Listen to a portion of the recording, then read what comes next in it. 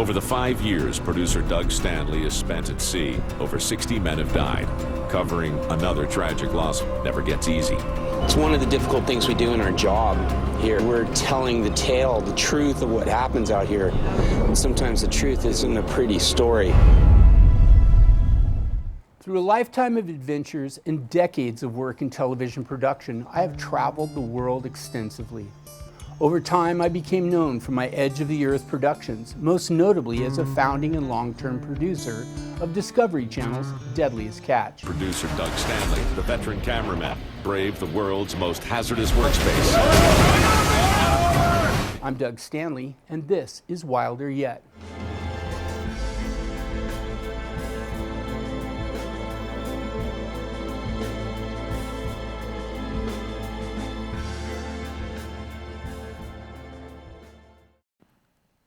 David Langer, one of my favorite people, I gotta say. David, how did we meet? We met through Ken Skin Dog Collins. Ken was down in Puerto Escondido, and he didn't have a surfboard. He didn't have a tow board. And I saw the look on his face. We were out in the water, it was epic. And I was actually riding a board that he had given to our friend Oscar down there. And so it was natural. I just went, "Here, ride your board." And he was like, "What? No way. Thanks so much." And the next day, I actually had an accident and broke my leg. And he came to the hospital with his friend Chris Killian and talked to me, and they had filmed them talking to me. And then they ended up showing the interview or whatever to you, along with some other footage, because you were doing some sort of show potentially with them. And that's when apparently you told them, "Oh, well, we got to have this guy. You got to call him and have him come up and film this Sizzler reel with us," which was odd because being in Southern California and getting a call from a few guys in Northern California to come up and do some project with them. For me, it worked like this. You know, I was doing a development on a big wave surfing show. And I had tied in with Skin Dog Collins out of Santa Cruz, one of the main Mavericks crew there. And Skin Dog had a bunch of surfing footage, and he sent me his drives. And I'm looking through his drives, looking at all this footage, and it was just surfer, surfer, surfer, surfer, surfer, surfer. And I just kept tearing through all this content. I found this clip of you in the hospital having this discussion about how you'd broken your leg. And for me, that was the impetus for me to know that somehow out there to create a television show, I had a story. To make a sizzle reel to sell to television executives is something that is, it is a very precise process, because never will you have a more critical viewing audience than television executives when you're trying to sell a show. And so I was looking at all these shots, surfing, surfing, surfing, and then I found that shot of you where you were simply suffering in a bed, drugs coming onto your system. And for me, I said, wow, look at this story. The craziest thing about it was I was getting ready to go into surgery down in Puerto Escondido, Mexico. It wasn't even like Mexico City, Mexico. It was Puerto Escondido, this small fishing village. I wouldn't have been doing it if my second family down there hadn't recommended that I go ahead and do it, because there was a particular surgeon that was down there that was credible. So it was a sketchy situation. And I was talking to my girlfriend and letting her know I was about to go into surgery. And she was probably wondering what the hell I was thinking. And yeah, so it was that clip that they had shown you. And like you were saying, it wasn't just surfing. It was somebody, you know, not only risking themselves going down and surfing and doing what I was doing, but also getting the surgery done there. I was feeling that moment for you, you know, and I was feeling like you had this silly elation going on because the drugs were coming on board to go into surgery. And you were talking, but you were talking about what it's like to have your leg just shattered and what you found when you reached down at your leg. Do you remember that? Like, what was that like? Tell me how the whole thing happened. Just sketchy morning altogether. We finally got it going and went ahead and went and towed into the first wave. And I should have told my friend Jeremy it was his turn. And that was the first thing that we were doing wrong in retrospect. The second thing was he towed me into this wave and he looked at me like, no, this isn't the wave. Let's go get another one. And I let go of the rope. And so then I was coming to the inside going, okay, how am I going to ride this kind of all right, mediocre, maybe good wave? Let's see what it does on the sandbar. And I decided to do this kind of risky move I'd never done before, which was to kind of go upside down on the upper part of the wave, kind of under the lip, but upside down as it pitched. I don't know what I was thinking, because when it pitched, the amount of energy that it threw at me as I was trying to pin my board against the wall, it just snapped my back leg. And so I was looking at my board after I felt something or actually heard something pop as I went over the falls, thinking, why did that just happen? And so underwater, I couldn't do anything about it. I was getting trashed, wondering what was going on, if I'd hurt myself or not, how bad I'd hurt myself. And then I came up for air, and that was when I reached down to see, was it my femur? Was it my lower part of my leg? I ran past my femur and thought, okay, that's good. And I got down to my shin and felt like it felt like the end of a musket, like at the tip of a gun, of a rifle. I was like, oh my God, that's the end of my leg. So that's all I got before the next wave came. So boom, I got hit by another one underwater, thinking, oh my God, do I even have my foot anymore? And so I was pretty sure it was there. Sure enough, I came up for air and reached down and it was there. And that's when I put a death grip on it and wouldn't let go. So now I'm holding my leg together and I'm getting hit by the next wave underwater, just, 3 limbs incapacitated, just one leg to swim, when I got back up for the next breath. Did that a couple times and then thought, oh my God, I might not make it. Started to see like visions of my kids and whatnot, and the most important things in my life, and like pretty scary moment. When I reached down to see if my leg was broken, running past my femur and getting down to my shin, it ended at my shin. It ended in the form of a musket, like the tip of a sword. And at that point, I didn't get a chance to feel my foot or my ankle or anything else, that I didn't know if it was even still there. And so when I got hit by the next wave, I was wondering, if it is still there, is that musket, is that sword cutting the rest of my leg off right now? Like, is that what's happening? And so it was a super scary, sketchy moment. So when I grabbed it, I made sure not to let go and let that happen again. But of course, I was wondering, those sharks that we were thinking were, near the harbor earlier, I wonder what they're thinking about this right now. It started to get pretty sketchy. And I went to scream for Jeremy, and I thought it would come out like, help! And it came out like, help! And I was like, oh no. And in fact, I saw a clip on YouTube the other day of a guy, with his leash wrapped around the pier at Huntington Beach, I think it was. And he was scared like that. And he was yelling for help, and it came out like that. And yeah, it's a sissy voice. It's crazy. When your sissy voice comes out when you're yelling for help and you didn't mean for it to come out, that'll definitely square away your thoughts a little bit. When I started wondering if I was going to make it through this, my main concern was, have I, punctured an artery or sliced an artery? And so guaranteed there was blood in the water. The question was there a lot of blood? And if there was, one risk was I was going to bleed out.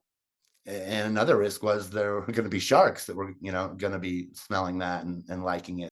Porto Escondido is super, super heavy. I know a guy who had his neck broken and is in a wheelchair now from it. I knew another guy who died there. It's no joke. I've been swimming before and had a wave break over me as I was, like swimming around out there, and just the crack, the impact when the lip hit the sand, it's just brutal. I mean, it's super, super heavy. Just one of the heaviest beach breaks in the world. So our viewers understand, you and I did this development on what was called Chasing Monsters. The idea of bringing forward a big wave surfing show. The first time I wanted to do this, or I began to develop a series, was literally 20 years ago, when Laird Hamilton and Pete and Buzzy and all the guys were beginning to surf Jaws. One of the kids that living in their neighborhood was a cameraman for me. He brought me the concept of it, of what was going on. We made a deck and we began to develop. Unfortunately, Keone passed away during the time we were developing that show. He got hit on his motorcycle on Sunset Boulevard in Hollywood and was killed. That shot went away, but later, my second development, which was a decade later, was with you, Skin Dog, Day, and Nick Lamb, and we worked together at Mavericks to try to bring a show together that would show the life of big wave surfing in a different way. We were involving the families, we were involving the people that love you, the girlfriends that didn't understand, and also the quickness, the way that when the waves come and the swell is going to hit, it's time to go. Well, the truth is in a sizzle reel, I'm personally willing to stretch the truth a little bit to sell a show, and you know that. What? Stretch the truth to sell a show? Before we go any further, let's take a look. Riding the world's biggest waves is a perilous pursuit. Oh my god. That was a wave of the fucking decade. Dude, I think that's the biggest wave ever. It takes extreme skill, formidable determination, and a willingness to risk it all. Anything at any time can happen in the impact zone, and many have lost good friends. Yet these brave men and women have chosen this potentially deadly path to enlightenment and personal glory.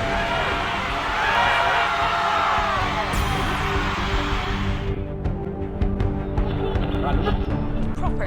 So this is what caused all the problems last.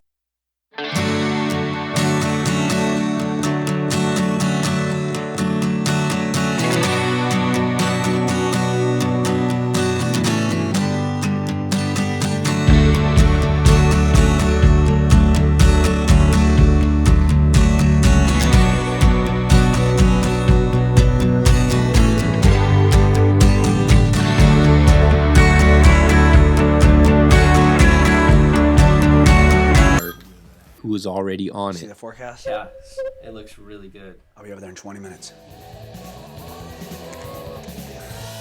While Skinny's protege Nick Lamb is still passed out, Fucking really, Nick? his wife Anushka is wide awake. What are you talking about? Me, Sean Dollar, and the boys are going to Mexico. Mexico? When? It's going to hit tomorrow, so we're leaving today. Monster swells are rare. When the conditions are perfect, it's time to go. Short notice is always a problem. Whatever. Oh, my wife was not happy at all. Can you believe this shit? Tell me to get ready. Let's go! Dude, we have like 10 minutes to get to the airport. Yeah, but if you tell them days in advance, days more shit.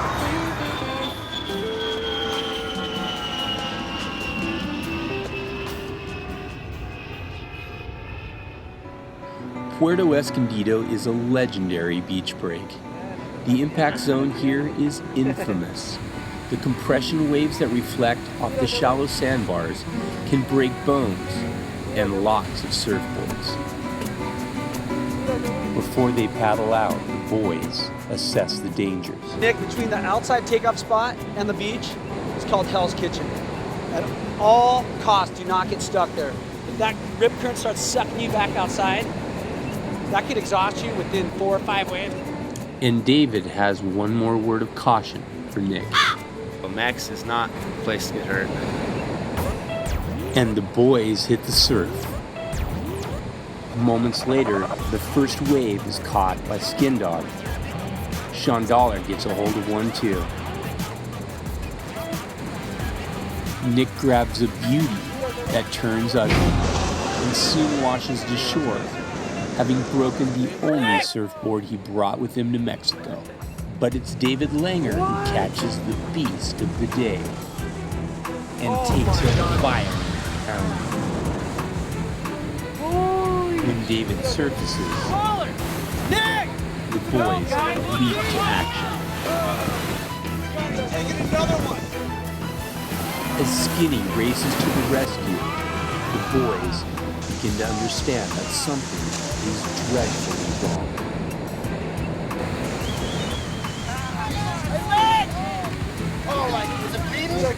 Grab my phone. Call my girlfriend, bro. Get him on the board. Put it down in the water. Dave, hold it. Hang on. We got the back. Hello. Hi, this is Nick. I'm a friend of Dave's. What happened? We kind of had somewhat of an accident. Oh my God. Wanted me to call you. I can't deal with it. You want to talk to me? Laura, this is Sean. What's going on? What? Is he okay? He's gonna be okay. And how bad is he hurt? It's a bad break, but he's gonna be okay. The price, the payment. Dude, how heavy was that? Misjudged it, thought maybe it was gonna do this and did this, you know?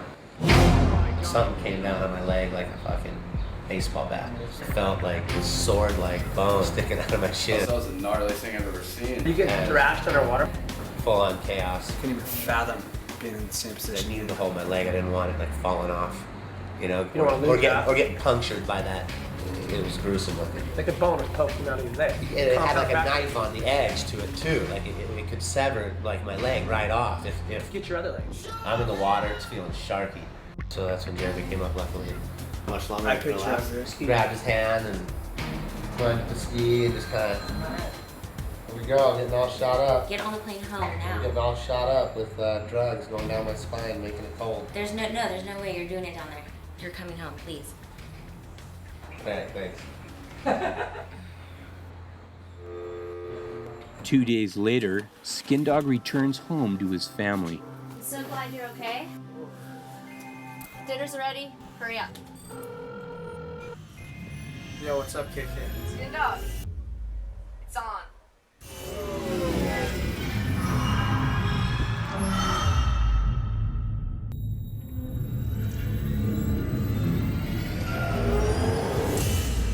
About 4 years ago, when I was hit head on by a drunk driver on my motorcycle, I had my son on the back. I was riding him home from school. We were going around a corner, and out of the corner of my eye, I saw that the car coming our way on the other side was not going to turn. And he came straight across the double line. I was holding on, and my kid on the back. I remember I widened my body up like this to stop my kid from flying forward.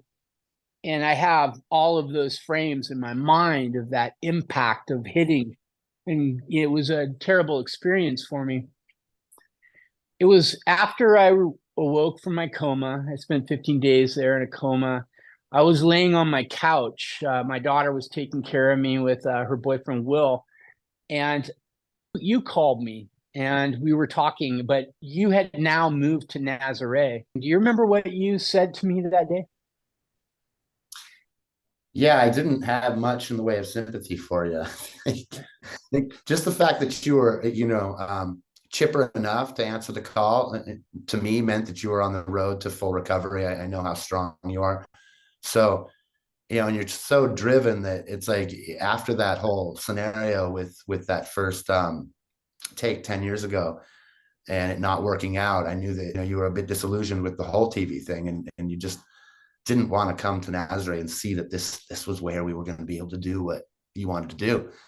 And I kept trying throughout the years and to no avail.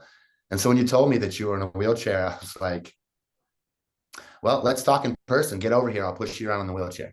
I was like, you need to see Nazaré. And now I know you're not doing anything else. You're not running around trying to change the world with this Chinese project or with this Tahoe project, these other things that you've been doing. And so it was like, okay, in this break time, come check out this entrepreneurial venture, come. And it just sparked something in me. Like, at the point, if you could have seen me at that point, I was literally just taking my first steps again during that period of time. But I got this bug in my mind about being there and seeing the waves of Nazaré and hearing, their roar and the thunder that happens and, what that could mean to my soul. But also it was the way that you enticed me through in my art, saying, come here, we got to see this. So I flew to Nazaré. He picked me up at the airport. We had a great ride out to Nazaré, and then we went and, ate some sushi and scattered some waves. But, I was laying on your couch, and I remember, being there and thinking, am I going to be able to walk anywhere? And I ended up, we ended up going to the Waves restaurant, and I walked down that cobblestone street down to Waves. And that was the first time I really ever was able to take a walk that long. My pelvis had been broken in half, and it was all bolted together, and I had a bolt this long, right across my back. I still do. And those were my first steps. And then you and I started talking again about the creation of a new series. Here it is now, 4 years later, and we've come a long way with that.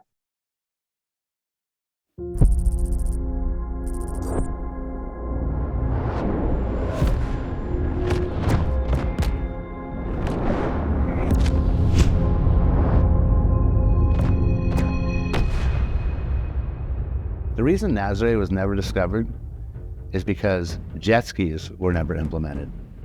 Once jet skis came into the sport of surfing, everything changed. Nazaré now is the mecca of surfing. The best in the world come here. Nazaré is unforgiving. The impact zone is liquid chaos. When you get hit by a wave, you know there's another one right behind it. That's the wave that could end you. It's an immense pounding, something that you don't get anywhere else in the world. Nazaré will serve you. It's almost like Russian roulette if you play it at that level. You get into the situation, it's survival mode. That's basically what's going through your head when you eat it at Nazaré. Survive, survive, survive. We're all fierce competitors, yet we all must guard each other's lives. Abrimos as portas a toda a gente.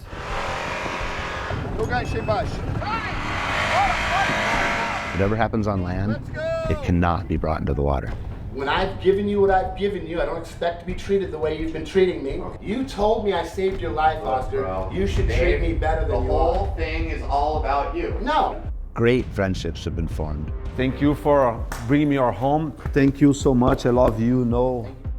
I gotta be honest with you, man, because you're my best friend and my brother out here, is that I can't go back. Because the second I do go back, I'm gonna get arrested for missing the port date. But there are also rivalries. Your friend, all right? He's a fucking bozo, and he's gonna get his fucking act together. We look to the sea. We look for the signs. The ocean has called us. We are all on a vision quest. I neglect my kids in order to succeed with what I do.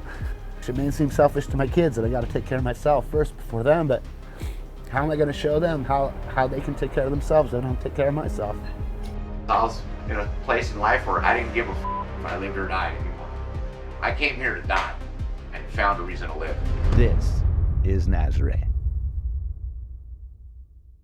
We're literally sitting right now at the point of red light, green light with a couple of broadcasters that have gotten together and formed a partnership specifically to bring us an offer. It's maddening. For me, it's like when you get held down by waves, this is getting held down for me. I've been weeks trying to get them to have this all-important meeting. They keep saying next week, and I'm just down there in the bubbles, way down deep. I can see a little light up there.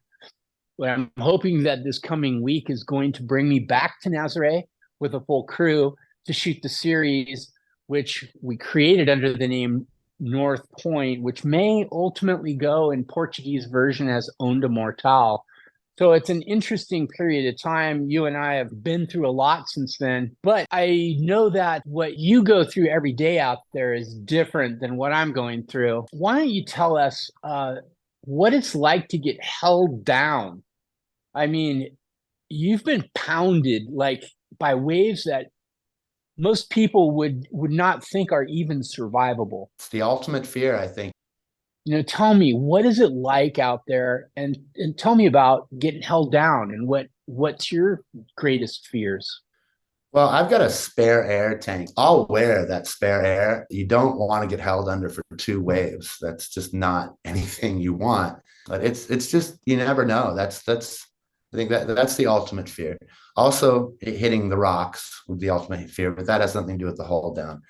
The hold down is usually only 15 seconds or something like that. But if it's 30 or if it's 45, and that's 2 waves, and you were needing air at 30, you may not make it to 45. So I've done a lot of breath hold training, riding my bike and doing kind of like a ventilation and then holding.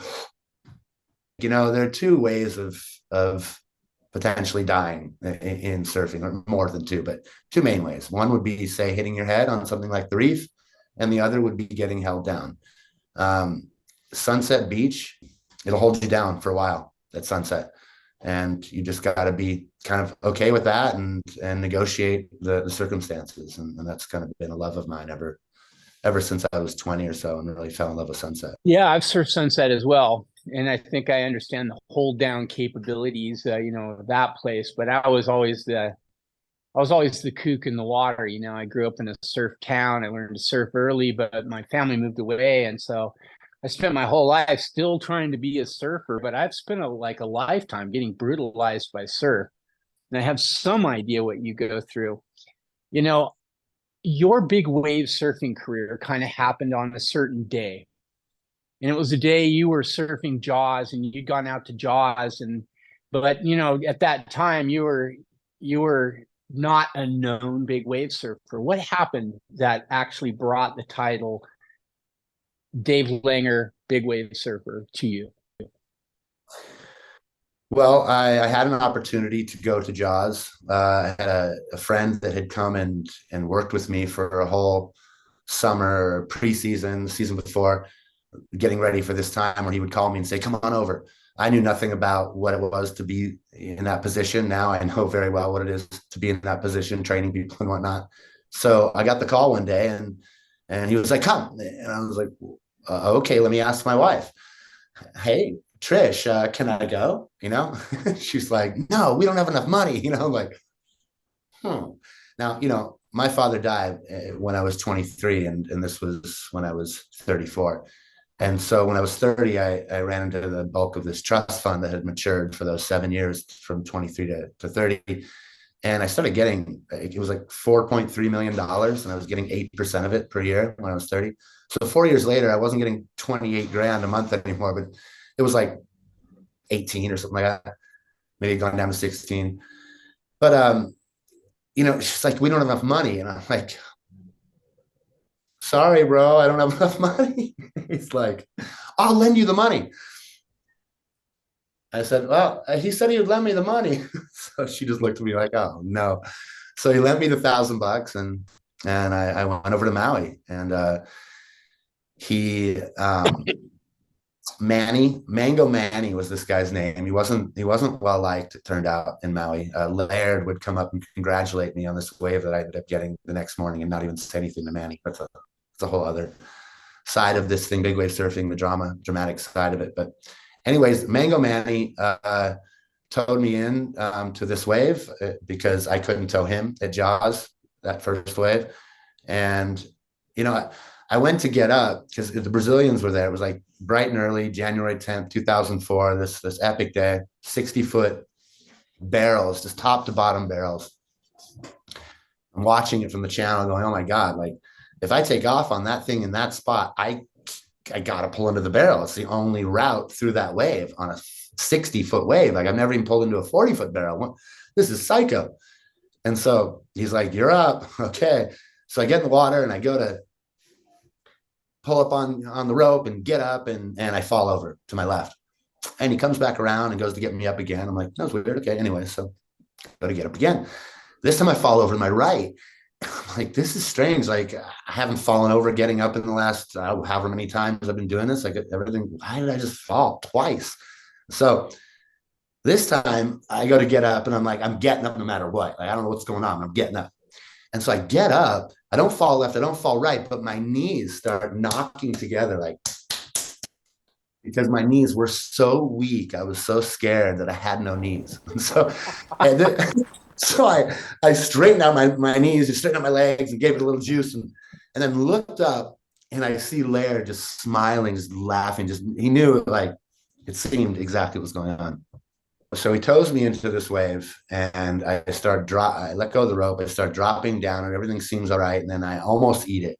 Like my arms get flung this way, and correct. And then I get to the bottom, and I look up, and it's just doing this. Like there's no way I have to go through. And so I just came positioned to be there. At that point, I blacked out. I don't remember anything from that point visually, up to the point where I was the way it did this at first, and then it started doing this almonding. And so at first I was here, and then I started getting higher up into here. So right here is when I came to, and I was looking down at these jet skis that were like little toys, and I was like, what? Those are jet skis. I'm out of here. And I jumped off. And so I jumped off, and then the wave went poof. And so instead of like jumping and hitting the water right here, I wouldn't hit the water until down here. So my arms went behind my back and hit my face, and ended up with 2 black eyes the next day and whatnot. But I get taken over the falls and pushed down to the bottom, almost the bottom. I didn't touch the bottom, but I was down. It was dark. And this guy, Manny, had strapped this thing on me called a spare air, submersible systems, this thing that has like 15 breaths. And so that was my introduction to those things. And I get to like the point where when you first start tow surfing, you realize that if you don't do this with your life vest, it'll come up over your face. And so, once it does that once, you never let that happen again. You do this, So I went to grab my vest to come up, and it had been blown open. So it was like a parachute, and I wasn't going anywhere. The zipper was down, and so the spare air thing was right here conveniently. I was like, oh, that's right. And I felt the edge of my mouth kind of like go up a little, like relaxed. I was obviously a little stressed. I needed air, and at that point I wasn't stressed anymore. I didn't need air anymore for a good while, and that was really cool. So I chilled, made my way to the surface nice and slowly with all that air, and got to the surface. And this guy Derek Dorner, who was like the master driver for everybody at that point, was in front of this big whitewater looking at me, like getting ready to grab me, however, and save me from the next whitewater that would kill me if I had nothing in me. But because of that, the spare air and whatnot, I was able to just wave him off. And he came back around. He's like, good job. I was like, whoa, Derek Dorner said, good job. And that was my intro into big wave surfing. And then I would see Derek Dorner at Wailua Bakery in Haleiwa a couple of days later. And he's like, hey, keep it low. I was like, okay, I'll keep it low. And anyways, I call him a couple of days later. You want to get an interview for this movie I'm doing? So I didn't quite keep it low, but I didn't really know what that even meant. How can you keep it low? This thing's going to go gangbusters. Everyone's going to be wanting to know what Jaws is, and of course, shortly thereafter, everyone did. And it wasn't my fault, Derek. But anyways. When I was at your place, recovering on your couch, I was asking you about what it's like to be trapped inside at Nazare, and you told me this story about watching this white water come at you, and it was like 70 feet high, and then it jumped up into the sky. Like it was this incredible moment you had. Do you remember telling me that? We were watching Big Mama go crazy. I mean, these rights and lefts coming outside of the lighthouse were massive with huge winds, so we couldn't surf it. But it was definitely 100 feet, 100 plus. Excuse me. And I see this whitewater off of a right that if I had towed into, I probably would have had to straighten out or something, and maybe been in front of the whitewater if I was trying to ride it right and it didn't work out. So, what are the consequences? I was thinking if I was riding in front of that particular whitewater. So I was waiting for it to go from 100 feet to 50, something where I could like get hit and get rolled, but not 100 feet. And it grew to 120 before it even went anywhere near 80 or 60 or 50. It was like, it was shocking. It wasn't right. It's like, because the way this works, it comes out of the canyon and it'll break no matter what, whether it hits the sandbar or not. And then when it hits the sandbar, it'll double in force and size sometimes. And so that's what that did. It actually hit the sandbar and grew as a whitewater, which isn't normal. Whitewaters don't grow. Whitewaters fade. And so this place is crazy. So, one of the things that strikes me, and I know, I was talking with Rodrigo Kosha about his first trips to Nazare, and I know you were there, I believe, the day that he had his major epic. But his description, is like when he got there, all of the energy of the waves was going into the cliffs and into the rocks. And then he had that. Tell me what you saw that day with Rodrigo Kosha.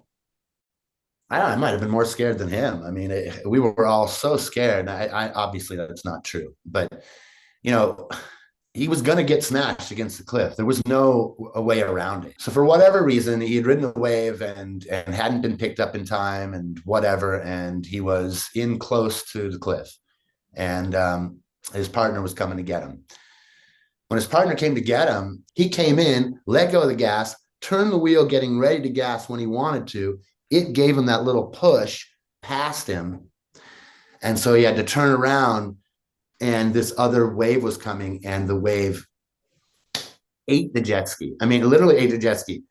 It went over him in the jet ski. He popped up, and the jet ski never came back up, ever, till the shore. It was gone. It was the weirdest thing. And so now Rodrigo and his driver are down there with no jet ski. Again, it was expecting the jet ski to come up somewhere, but it was gone. So now they're there, and it's like, oh my God, no one sees them. There are no radios. We're really at the point where we were able to radio to somebody and say, oh my God, this is going on, come get them. We weren't that organized yet.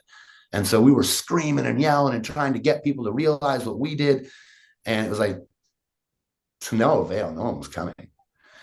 And had the waves that we've been watching the whole morning come, they would have been smashed. And it just went dead. It just went dead for 5 minutes straight, maybe 10. I mean, enough for them to just kind of drift out of position to get smacked if when the next wave came. It's interesting to talk to Kosha. After that, he claims, that he had significant post-traumatic stress. Literally he had to go get treatment and everything because he'd been scared so bad. And those cliffs, when you're in that water, and you're close to the cliffs like that, the idea of what could happen to you when that next one goes into that wall, it's got to be beyond fear. The psychologist, the work that they did with him, a lot of it was based on what do you really want? You really want this? And he had to really dig deep to make sure he wanted this, and then he did. And now he came back with a whole different mindset, and then he won that world record, and ever since he's just been on a good one. But he was traumatized for a few years there. Tell me a little bit about when you first arrived in Nazare, what it was like then, and then bring it to the modern day with the whole colony and community that's been built there. I mean, how long ago was it that you arrived in Nazare? I think it was Garrett you were talking to, right? Garrett had told me about this place, Nazare, and I wrote it off. I thought, I don't know, it's cold, it's mushy, there's not a right barrel. I want a right barrel at Jaws. I don't know what he's even chasing. And a couple years down the line, he was coming back at me again. He's saying, come. And I'm like, come on, man, is there really a wave there? Really, look me in the eye and tell me there's a wave there. And he's like, yeah, there is. I said, right? He said, yeah. There's a barrel? He said, yeah. I said, can you come out of the barrel? He said, yeah. And I knew he wasn't lying. I was like, that's interesting. And so, and a couple of years later, after doing some safety sessions for Garrett at Jaws and not surfing, because they had pretty much eliminated tow surfing from the spectrum. And, I have this injury where I don't have a left deltoid muscle. So this has made it impossible for me to paddle once that happened as a result of a mountain bike accident.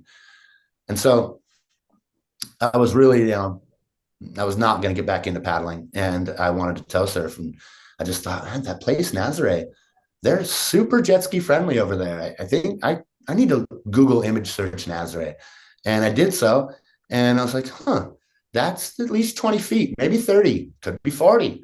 Well, it turned out what I was looking at was 60, maybe even 80. Like there were empty, glassy, perfect waves everywhere here.